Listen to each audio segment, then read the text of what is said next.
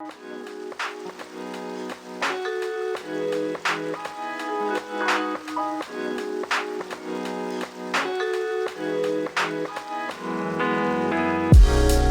you're out camping, you're often relying on water sources like this one to stay hydrated.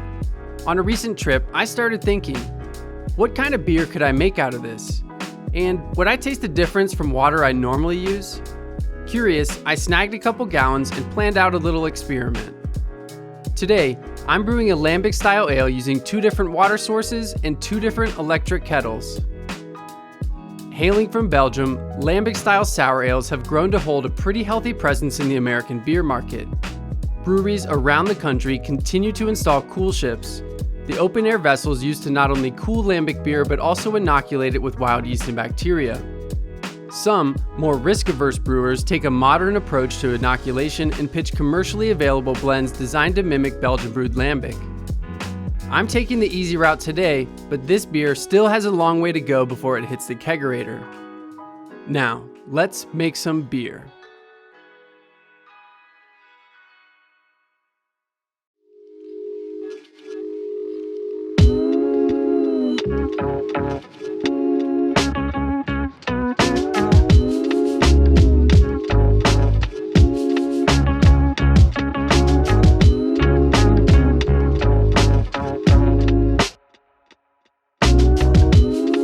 This is the water I collected while camping, and the first thing I want to do is run it through this 1-micron filter.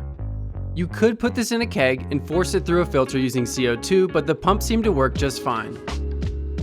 With the camp water in the Gigawort and the bottled spring water in the Anvil Foundry, I'm adjusting the water profile in both kettles just slightly with equal additions of chalk and calcium chloride. While this step isn't necessarily required, I was targeting a specific profile with the bottled spring water, and I couldn't add to one without adding to the other. The more I learn about water chemistry, the more important it seems to making something great. Today, I'm using 66% Pilsner malt and 33% raw wheat. A turbid mash would just be too hectic with 2 kettles going, so I'm going with a step mash instead, starting with 20 minutes at 135 degrees Fahrenheit or about 57 degrees Celsius.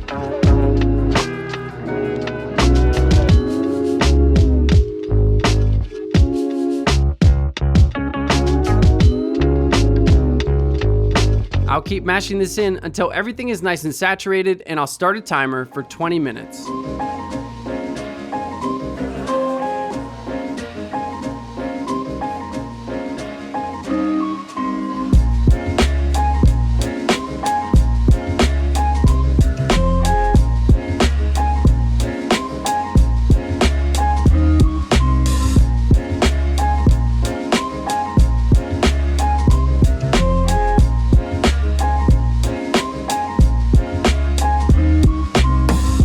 That's 20 minutes, and it's time for the next step at 145 degrees Fahrenheit or 63 degrees Celsius.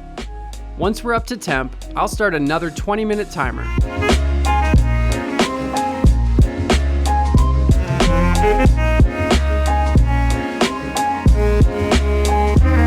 While the mash finishes up, let's head inside and check in on a couple beers.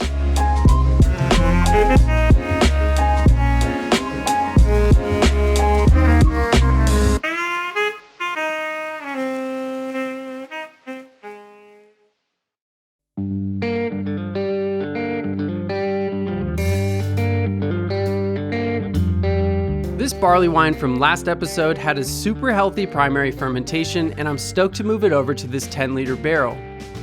As soon as I received this thing, I hydrated it, and it's been holding water ever since. With that drained, I can transfer the beer.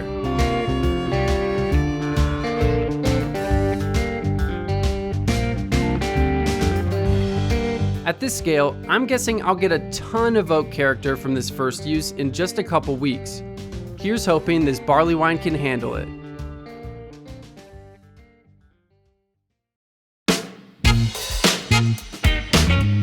After checking in on this quick soured Goza, I think it might be a good match for some peaches I got recently from the farmer's market.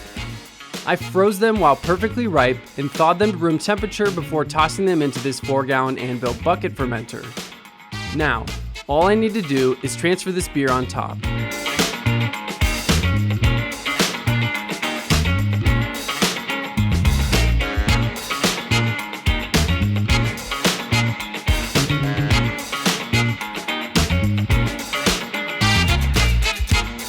I'm gonna get this thing closed up and I'll meet you back in the garage.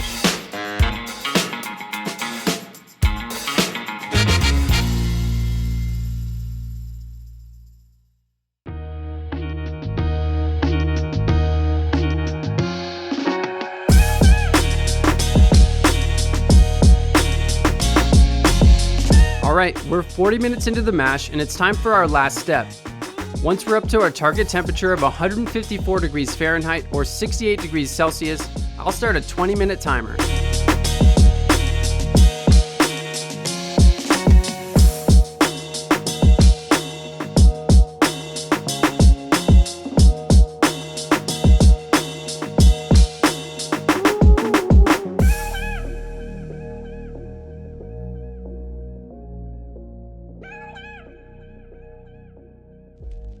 Okay, that's enough of that. Time to yank these grains and get our boil started.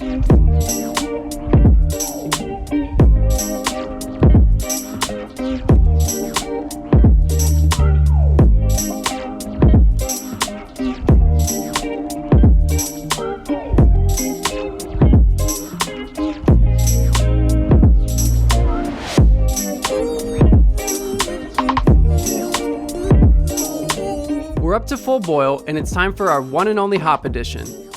Instead of aged hops, which would be used in traditional lambic brewing, I'm using debittered hop pellets, which will fulfill the Reinheitsgebot and provide some antimicrobial benefits without adding any bitterness to the beer. Here's 1 ounce and our 60-minute timer starts now.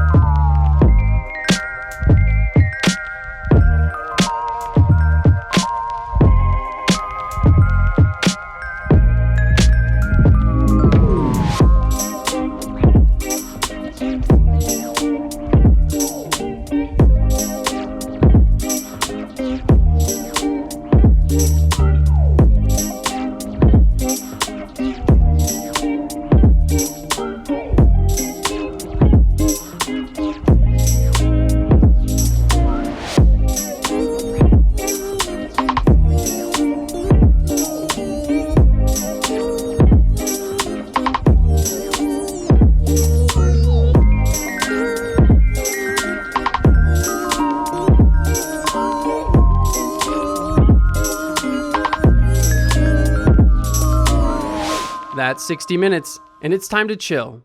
Let me get everything transferred, and I'll show you how they'll spend their time in primary.